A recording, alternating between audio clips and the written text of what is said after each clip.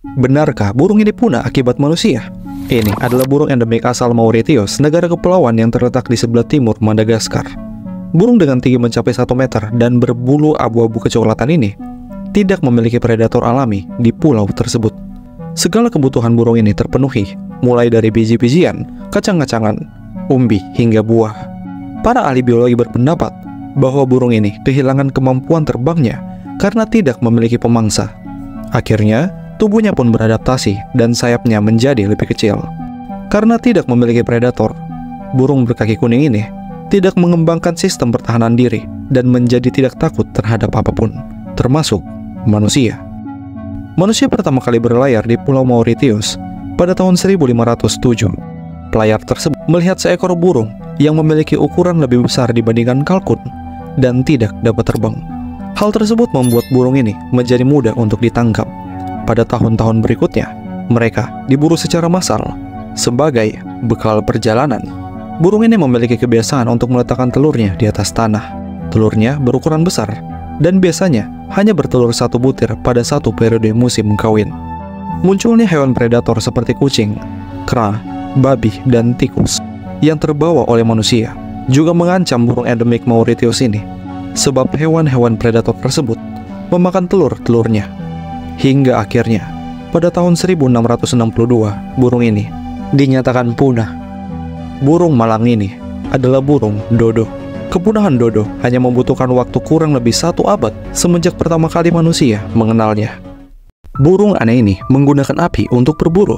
Mereka dijuluki sang burung api. Burung ini berasal dari sub-Sahara Afrika. Mereka mendapatkan predikat sebagai burung dengan tampang terjelek di dunia. Burung yang dapat mencapai tinggi 1,5 meter dengan rentang sayap hingga 2,6 meter dan berat mencapai 9 kg ini bernama burung bangau marabou. Mereka mendapatkan julukan keren, The Undertaker Bird. Burung ini tertarik pada kebakaran hutan. Mereka akan berbaris di depan untuk menangkap hewan yang melarikan diri dari api. Bukan hanya itu saja, mereka juga pemakan segalanya, termasuk bangkai, layaknya burung nasar. Kepala dan lehernya yang botak adalah hasil adaptasi dari makanannya yang berupa bangkai. Dengan kepala dan leher botak, membantu bangau marabou untuk tetap bersih dan terhindar dari penyakit. Selain itu, mereka juga memiliki kantong tenggorokan yang besar, yang berfungsi untuk menurunkan suhu tubuhnya dan sebagai pengganti kotak suaranya. Kantong tenggorokan ini dapat mengeluarkan suara serak. Salah satu kebiasaan unik bangau marabou adalah buang air di kakinya sendiri. Kebiasaan ini berfungsi untuk mengatur temperatur tubuhnya. Bahkan pada bangau ini terkandung antiseptik yang kuat. Kebiasaan ini membuat kaki hitamnya menjadi keputihan. Mengapa sarang burung walet begitu mahal meskipun berukuran kecil? Dengan bentang sayap selebar 18 cm, burung walet dapat terbang dalam radius berpuluh kilometer tanpa jeda. Bahkan burung walet alpin dapat terbang selama 10 bulan tanpa mendarat. Burung walet akan membuat sarangnya 3 kali dalam 1 tahun. Biasanya, mereka akan membuat sarangnya di dinding gua, tebing, hingga rumah buatan. Mereka akan menggunakan air liurnya yang kental dan lengket untuk membangun sarangnya. Air liur burung walet kemudian akan mengeras dan diolah dengan berbagai macam olahan.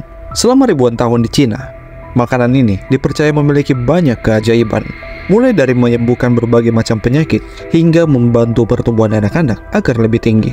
Faktanya, sarang walet memiliki sifat afrosidiak yang bermanfaat untuk kesehatan dan juga memiliki banyak kandungan nutrisi. Hal inilah yang menyebabkan tingginya permintaan pasar, menyebabkan stoknya terbatas di alam. Karena permintaan yang besar, terkadang beberapa petani walet mengambil seluruh sarangnya tanpa menyisakan satupun sarang, bahkan terkadang dipanen sebelum masa panennya. Cara tersebut dapat mengancam populasi burung walet di alam liar dan membuat sarang walet semakin mahal dari waktu ke waktu karena populasi walet yang semakin berkurang. Burung ini dapat terbang di dalam air, atau bahasa lainnya, berenang. Mereka adalah burung yang pandai berburu di dalam air. Karena kemampuannya tersebut, di beberapa negara, mereka dijadikan sebagai alat bantu menangkap ikan untuk manusia. Meskipun burung ini bisa dijinakkan, namun sewaktu-waktu mereka dapat kabur. Burung ini juga adalah oportunis. Mereka akan memakan makanan yang ditemui sebanyak mungkin. Jadi, para nelayan akan mengikatnya di bagian kaki agar ia tidak kabur, dan juga akan diikat di leher agar ia tidak menelan ikan hasil tangkapannya. Meskipun terkesan tidak manusiawi, para nelayan berusaha untuk mengikatnya selembut mungkin agar tidak melukai burung. Setelah mendapatkan banyak tangkapan, barulah mereka akan mendapatkan bonus dari hasil tangkapannya. Nama burung ini adalah kormoran. Mereka dapat terbang dengan kecepatan hingga 56,3 km per jam dan dapat berenang hingga kedalaman 45 meter. Mereka memiliki kelenjar yang dapat mengeluarkan minyak yang berfungsi untuk membantu bulu kormoran kedap air, sehingga ia akan tetap hangat dan kering dalam kondisi dingin. Mereka tersebar di seluruh benua kecuali Antartika. Burung ini dijuluki si peniru berlidah banyak. Mereka berasal dari Amerika Utara. Ketika burung sudah dapat mengeluarkan suara dan belajar untuk berkicau, mereka biasanya akan meniru burung sejenisnya. Oleh karena itu, setiap spesies burung mempunyai kicauannya sendiri. Namun, berbeda dengan burung satu ini, dia justru belajar dari lingkungan di sekelilingnya. Namanya adalah mockingbird, yang berasal dari kata mock, yang berarti mengejek atau meniru. Mereka tidak hanya meniru suara burung, tetapi juga suara kata, jangkrik, sirine mobil, dan bahkan musik yang dibuat oleh manusia.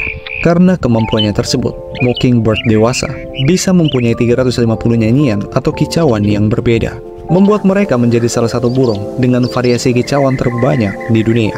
Menariknya, meskipun mereka memiliki keahlian spesial untuk meniru suara dari berbagai jenis burung, mockingbird akan membuat susunan kicauan mereka sendiri.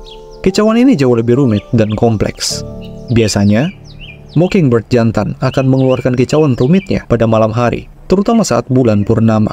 Tujuan mockingbird jantan adalah untuk menarik perhatian betinanya. Dari sini kita tahu, meski mudah untuk meniru burung lain, jauh lebih menarik untuk menjadi diri sendiri. Burung ini dapat meniru suara anak-anak yang sedang bermain.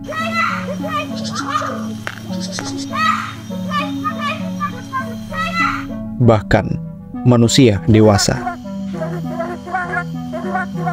Mereka adalah McGregor bowerbird atau burung namdur jambul emas.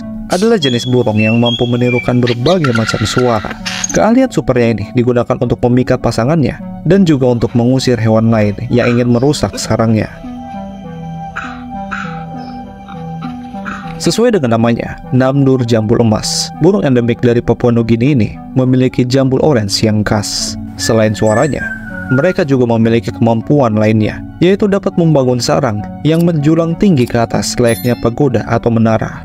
Burung ini akan membuat sarang dari cabang dan ranting pohon yang mengelilingi sebuah pohon muda.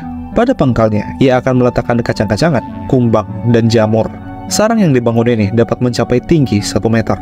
Layaknya manusia, burung namdur jambul emas memiliki sifat iri. Terkadang, tetangganya yang iri akan merusak sarang lain yang sudah susah payah dibuat. Ternyata, ada burung terbang yang lebih besar dari burung albatros hingga kondor. Ukurannya hampir sama dengan pesawat ringan Cessna 152. Mereka memiliki rentang sayap sepanjang 7 meter atau 2 kalinya ukuran burung Royal Albatros. Mereka juga memiliki bobot hingga 70 kg atau 16 kali lipat dari elang botak. Mereka adalah predator raksasa pemakan daging yang siap menyambar dari ketinggian. Mungkin kamu bertanya-tanya, dengan bobot seberat itu, bagaimana mungkin burung ini dapat terbang? Burung ini memanfaatkan arus angin di pegunungan Andes agar bisa terbang.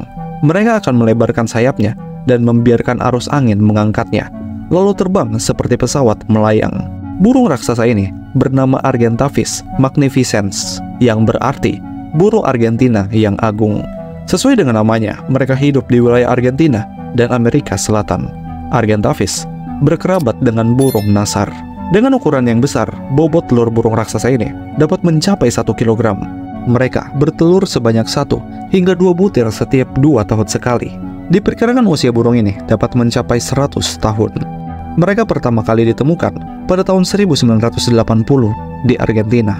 Argentavis hidup pada akhir Miosen atau sekitar 6 juta tahun yang lalu, dan punah pada akhir Pleistosen atau sekitar 10.000 tahun yang lalu.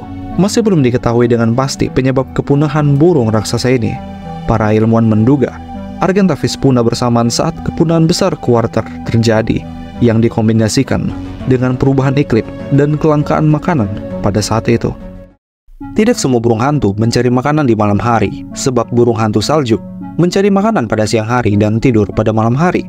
Meskipun begitu, mereka tetap memiliki kemampuan seperti burung hantu pada umumnya, yaitu dapat memutar kepalanya hingga 270 derajat. Sesuai dengan namanya, mereka hidup di wilayah bersalju, wilayah Arktik, Amerika Utara. Di daerahnya, mereka adalah burung terberat sebab dapat tumbuh hingga berat 2 kg. Berat ini juga dipengaruhi oleh bulu-bulunya yang banyak, yang berfungsi untuk membuat burung hantu salju tetap hangat.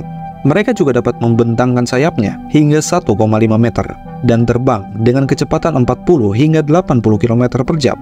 Burung hantu salju jantan memiliki warna putih pekat seperti salju, sementara betina umumnya memiliki sedikit corak hitam di tubuhnya. Sarang burung hantu salju berada di daerah dangkal atau tanah. Detak jantung burung hantu salju dapat meningkat hingga 300 detak per menit saat berburu. Ini dilakukan agar mereka tetap hangat saat terbang di daerah bersalju.